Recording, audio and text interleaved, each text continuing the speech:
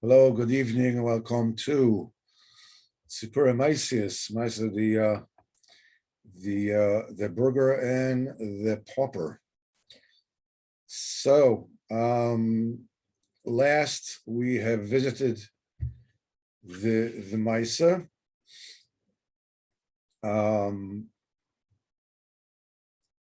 Various kings tried to get betrothed to the daughter of the emperor, and at the end, it came about that she realized that they were all fakers. And then when her actual husband came, she couldn't believe him anymore. And he went back to the exile that he came from and decided he's going to spend the rest of his life over there. And we mentioned a very, very important point, that the thing that follows after that, which we started last week, but we're going to go into it today, shows that no effort actually goes to waste. No effort goes in vain. Everything is. It seems he came and he told her all the things, and she didn't believe it. Supposedly, the Maisa is over. By Kadosh Baruch Hu, obviously, the Maisa is never over. Let's just go into the text of Sipura Maisius and read and get into what we need to learn B'ezras Hashem. So he said, the juice is just as the fruits just as before. Meantime, on the sea there was a pirate, and he heard that such a beautiful woman existed, and he got the idea to take her prisoner, to kidnap her. And he himself could not do anything with her because he was a eunuch. We mentioned last week that this is Sitra Achra. Sitra Achra is barren, is sterile. It cannot reproduce. However, he felt if he could kidnap her, he could sell her to a king for a huge sum of money. He began to set a plan in motion. Now, a pirate ignores his own welfare. In Hebrew, he says that he's hefker by himself. He doesn't care what happens to him. If he succeeds, he succeeds. And if not, he doesn't care. Since he was wanton like pirates are, they don't care. The pirate went and bought a large amount of merchandise, an extraordinary, huge amount. He also made golden birds, and they were made with such great artisanship that they actually appeared to be alive. They seemed just like real birds. Also made golden grain stalks upon which the birds stood. This alone was remarkable, that they were able to stand on the stalk without the stalks breaking, even though the birds were quite large. He also made mechanisms so that the birds appeared to sing. One collected stung, one chirped, and one sang. It was all done through trickery. Men would be in a room on the ship behind the birds, and these men did everything. And it looked as if the birds themselves were playing, but they were made with invisible wires. So one thought the birds themselves were doing it all. And taking all this, the pirate set off to the land of the emperor, where the emperor daughter was. Let's stop for a minute and talk about what it is that he has prepared. The pirate is obviously the Samech Mem, the Yetzirah. And Rabbeinu teaches us, this is we mentioned last week, that the Samech Mem teaches us a certain lesson that we need to learn from him. And that is that he doesn't care about what will happen to him. Meaning he is going and he's doing his duty, what he needs to do. Because that's what he was told to do. But more than that, this is what he wants to do. The big difference between people who are successful and people who are not successful is how much they want it. The people who are successful want it a lot more. And the difference between people who are successful and people who are very successful and people who are hugely successful, it's all a derivative of how badly they want it. Now, Rabbeinu says that the Azus, the Sitra Achra, the Zohar calls the Azus Sitra Achra Azus Malchusa Belotaga, a royalty without a crown. Means, how come he allows himself to take over and do whatever he wants to do? The reason is it's simply azus, it's simply chutzpah. This is all it is. And Rabbeinu teaches us that the same thing really applies to the Kedusha, but in the opposite way. You know, it says, where Chazal say, Az ponim legehenam, and boshes ponim legan eden. So it seems to be that Azus is never a positive thing. It's never a good thing. But the truth of the matter is that freshness, azus, boldness, fierceness, resoluteness, and busha, I really ultimately one and the same. They are the two coins, they're the two sides, two sides of the same coin. Meaning, when a person knows there's a Kadosh Baruch Hu in the world, when a person knows there is a tachlis, when a person knows that he's going to ultimately give an account for everything that he has done, thoughts, words, and deeds, everything.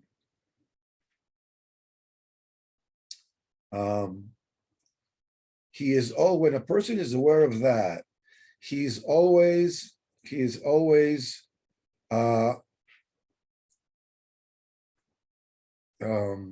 ponim and chutzpahdik to one side and ashamed of the other side. Meaning, a person goes to shul, okay? And he's supposed to daven with koyach. And daven, loud. So Rabbeinu said, Nosen daven loud. They all daven loud. But you're embarrassed before the people. I mean, people will say, what's wrong with them? I don't know if any of you have ever been to a shul and the Baal Tefillah is running through the Tefillah. And if somebody asks him, why are you doing that? Why don't you just slow down? We're not here to get through davening. We are here to daven. Many times, or sometimes at least, you'll get more often than not, I got it whenever it is that I actually had the chutzpah to come up and say, listen, what's with this rushing thing? The answer is the tzibur is utzing me. They're pushing me. They're restless. They have no patience.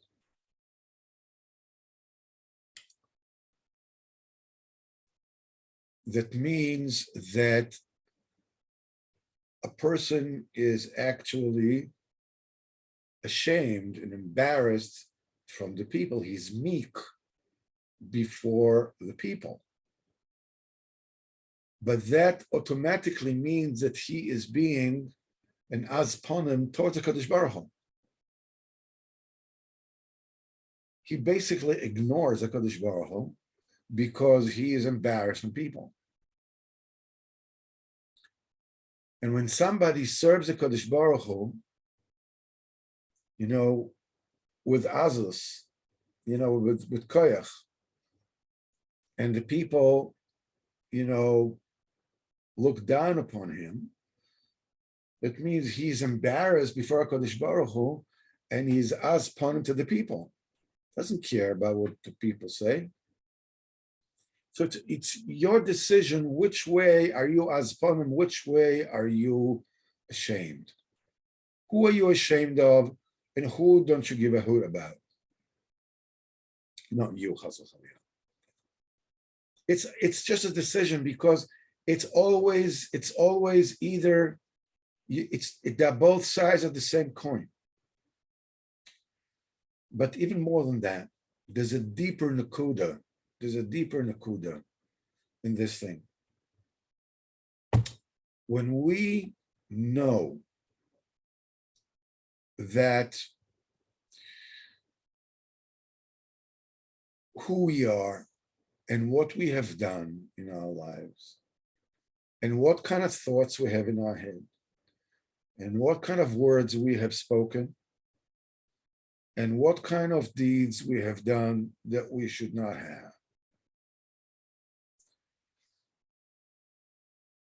Where do we come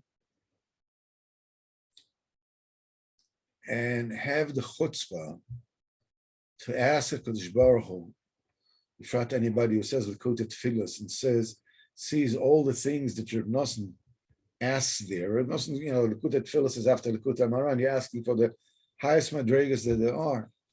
I mean, who are we to even, ask, to be zoicha to do the Ratzon HaKadosh Baruch Hu? Rabbeinu says that if we know what it is, he says the tefillin are the crown of the king. He says a person should even have a busha to do a mitzvah, let alone an avera. I mean, who are we to take the crown of the king and put it on our head? The more person knows, the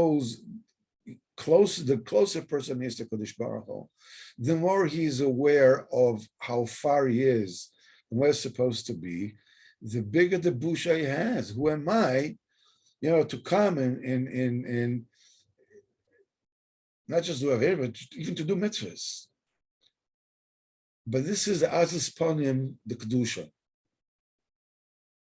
I know I don't deserve it. But nevertheless, you know why? Because I want it. The same way that the Sitra Achra does the Azus Panim, the tycoons, whatever it is, they do it because they want to. The same thing here, I do it. I serve HaKadosh Baruch Hu, even though I don't deserve it, because I want to. And when we are all filled with a very, very stiff armor made out of our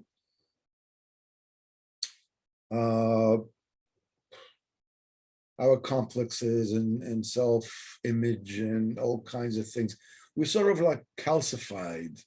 We don't have this kind of of elasticity and presence at the moment the children have. I mean, we have sort of like learned how we're going to, find our path in this world, and we put on a mask. One is being an intellectual, and one is being funny, and one is being blunt, and one is being whatever, and one is just being meek and pacifying everybody. But whatever it is, it's like there's somebody else inside us that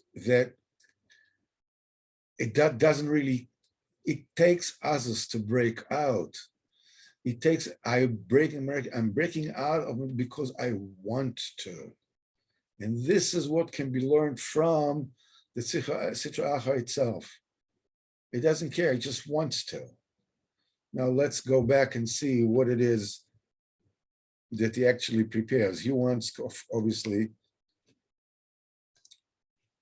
to capture us in his net. So we said, first of all, he takes a great amount of merchandise. And then he's making golden birds, and then he's making golden stalks. And everything, the birds appear to be singing, and they're standing on the stalks, and everything is done through trickery.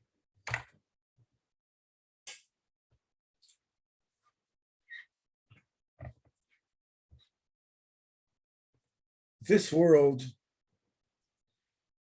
is hard enough to traverse as it is without us adding to it our own ideas and whatever.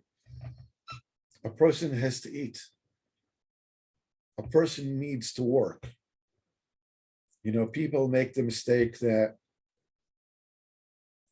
it's the klala of the Kadosh Baruch Hu, curse Odom Arishon. At the sweat of your brow, you will eat bread.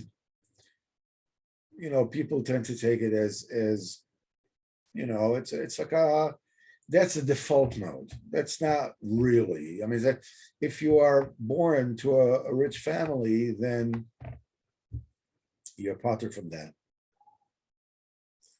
But the truth of the matter is that when HaKadosh Baruch Hu gives a klala, that means that from that moment on, it's not a punishment, it's a tikkun. There's no way to get out of it. Meaning, if a person does not work for a living, he simply rots. It doesn't matter what he does. You can choose to work for a living to serve HaKadosh Baruch Hu. You could choose to work for a living by doing masamot, each one according to ishtadlus, whatever it is that he needs to do. But to be idle is no longer an option. That's the curse. If a person does not need to do anything, that kills him. I once heard a saying by a rich person. He says, always give your kids enough money to do something, but never give them enough money to do nothing. Keep them doing, keep them going, keep them. That's on one side. On the other side, where does the line go? You can spend your entire lifetime running after money and after art, the golden birds and the golden stalks of wheat. That's the parnasa, and that's music, and that's artistry. How far do you go? A person can very easily spend all his entire lifetime, even I'm talking about as a frum Jew, I'm not talking about as somebody's outside. As a frum Jew, a person can very easily spend his entire lifetime running after fool's gold.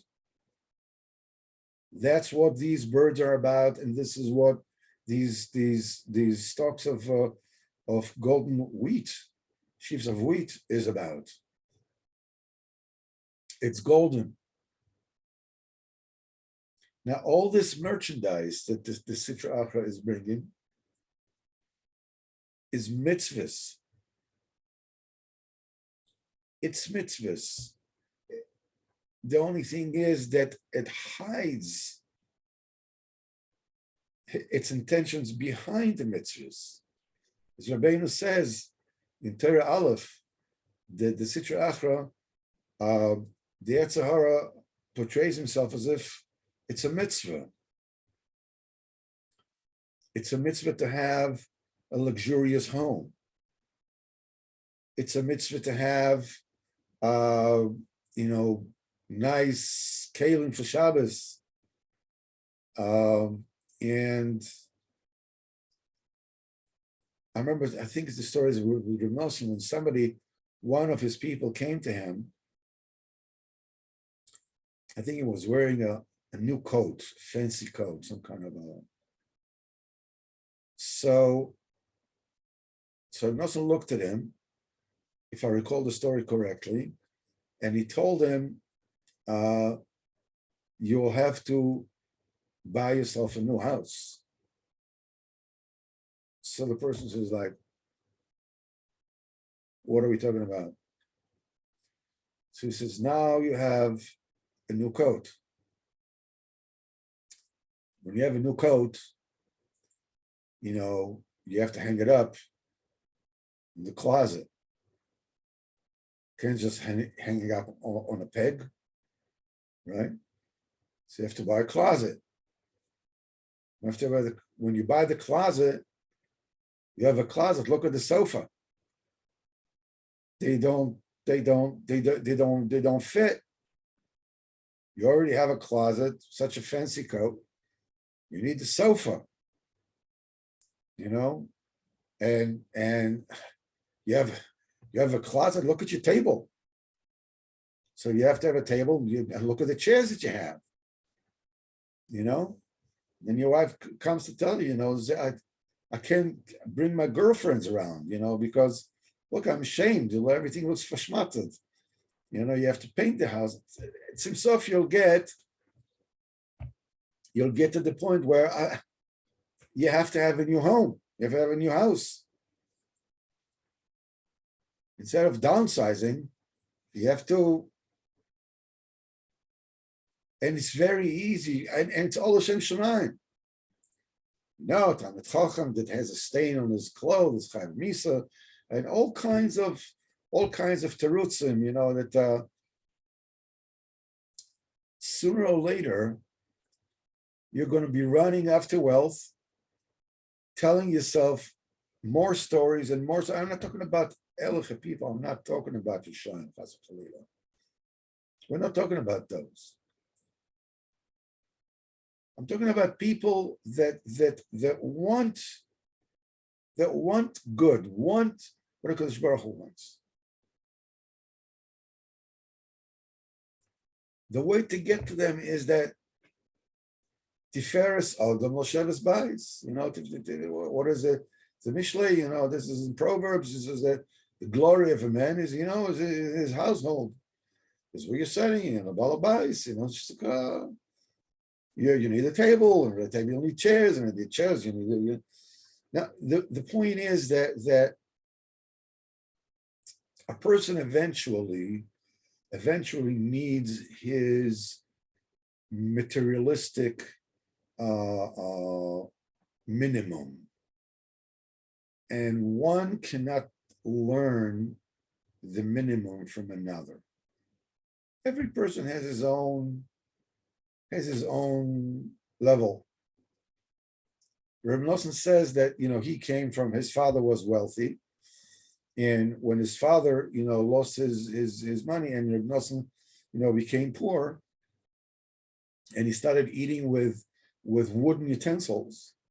And it says in the first few, I don't know what he says, months or years, he says, I couldn't feel any taste in the food. He was used to eating with silver spoons. He started eating with, I mean, besides himself, he got used to it. But the point is that I mean, you can't step into a house of a family that has grown, I don't know, in Masharim or in Bnei Brak, and 11 children in a room and with no place to move and whatever it is, and they are eating, they're used to eating not much crumbs. The children of Shmuel Shapiro, they were literally living on crumbs. Okay, so they could do it. You can't do it, and I cannot do it. Which means, where do you put the line? Where do you draw the line? Okay, this is enough and this is too much. First of all, we don't know. And secondly, I have my own dimyonis. The Yetzer Hara is telling me, go over the line, go over after more and more after those things. The answer is, again, you listen to the tzaddik. You listen to the tzaddik. The thing is that Rabbeinu says in Torah base, Chelek base, is one of the two Torahs, main Torahs of Rabbeinu, that he said that we must follow them. The first one that everybody knows is Resh Pebes, RPB, be down the kafskus, everybody, including yourself. And the kudas tovos, good points, and so forth and so on. But the second term that Rabbeinu told us we should always go with it is Torah Yud Beis Chelek Beis, in which the second Chelek of Likutei Moharan, and he says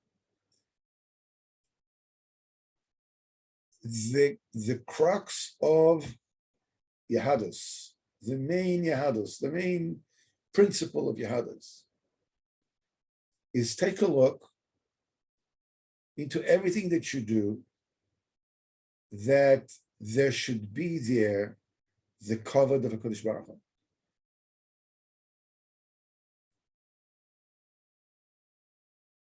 If there is, do it. If there isn't, don't do it. And Rabbeinu gives a guarantee. If you do this, you will never, ever fail. Okay? Say it again. The mainstay of Yiddishkeit is you should look at everything that you do. There should be the kavod of Kodesh Baruch Hu. If what you're going to do is going to give a Kodesh Baruch Hu kavod, do it. If there isn't, don't do it. I'm not talking about this Zavera.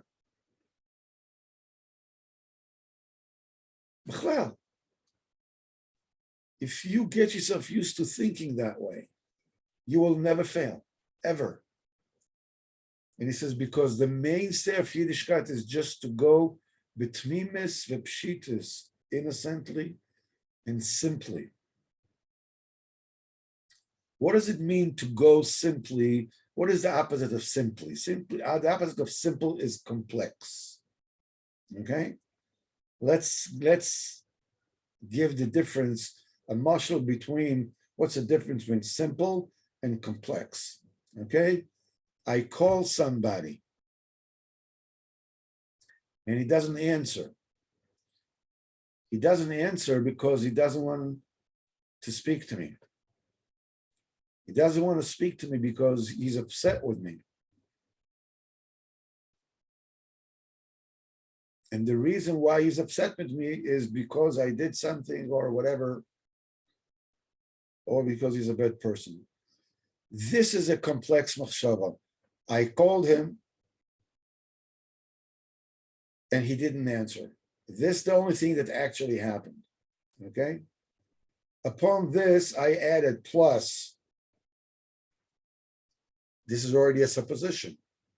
He saw that I called and he screened me. He decided not to answer. Supposition number two, he does that. He did that because he doesn't like, because he's angry with me. Okay. Okay. Then now I understand why he didn't say hello to me, whatever I said. In other words, you have here one fact and 4 or 5, whatever suppositions that come after. This is called complex. This is the opposite of tmimis and pshitus.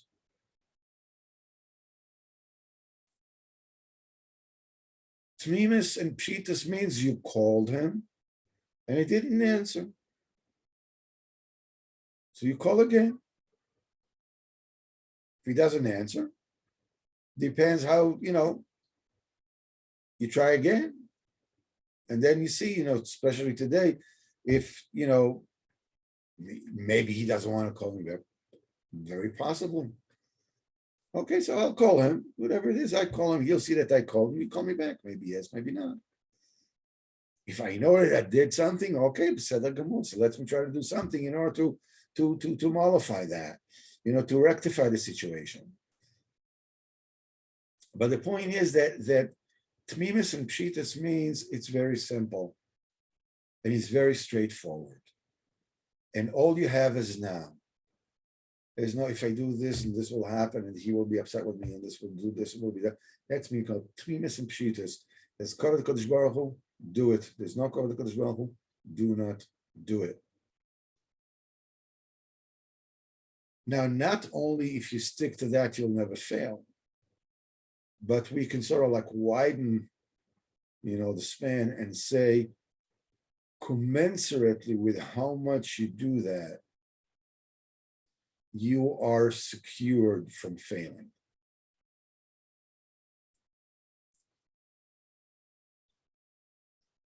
We are confronted with difficulties to do things, with this tunnel vision, blessed tunnel vision, because you're looking at the tachlis. This is what Sanachei is all about.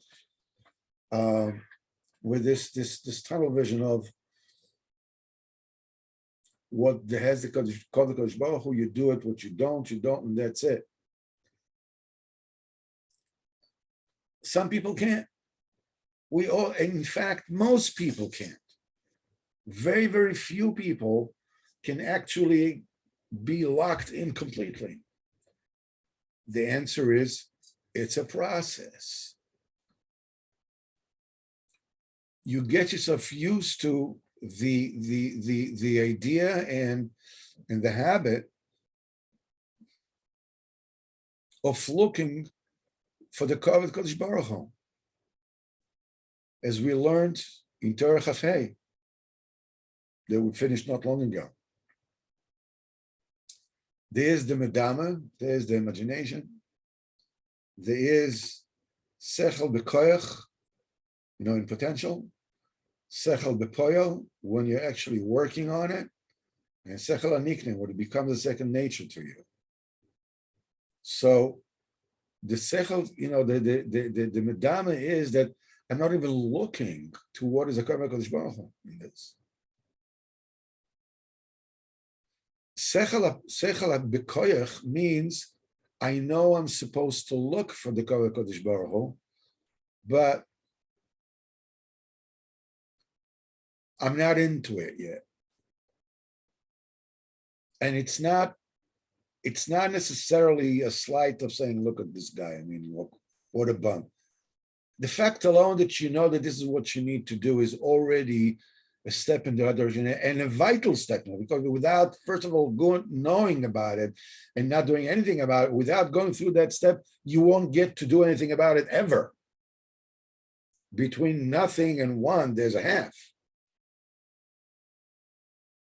The next step is you start, refrain from doing things that will be the opposite of Kodesh Baruch Hu. And then you get yourself to do more and more things as a cover to Kodesh Baruch Hu. And until it becomes a habit, and you get more and more and more, and you pair off more and more things that there's no kol HaKadosh Baruch Hu, so I won't do it. And this is how it's done. And throughout the whole time, tefillah, and leaning on the koyach of the tzaddik. This is what needs to be done at all times. Now, art. I personally love art. You know, I paint. I love this. Because I love art. I enjoy art. I'm awed by art. But one has to be very careful with it. Besides, the doing things that are that are forbidden, the painting things you shouldn't, and sculpting and stuff like that, whatever it is the person shouldn't do. I mean, looking at art is I mean, you can't look at I don't know, I mean, practically everything that Michelangelo ever did. You can't look at it. In fact, most of the Renaissance art you can't look at. Most of the modern art you can't look at. A lot of the art, for this, from the time of the Greek until today, art, the way it is perceived by the secular world, is spirituality that does not go through the filter of morality. That's what it is. That's why it's so fascinating. And it tells you, you have a beautiful home, you have beautiful pictures, you have a beautiful music. It'll get you into a mood. It'll make you besimcha. But this is fake. This is trickery. Yeah, nigun de kedusha can elevate you, but nigudim of a rasha is very hard for avodas Hashem. That's what Rabbeinu says in Torah Gimel.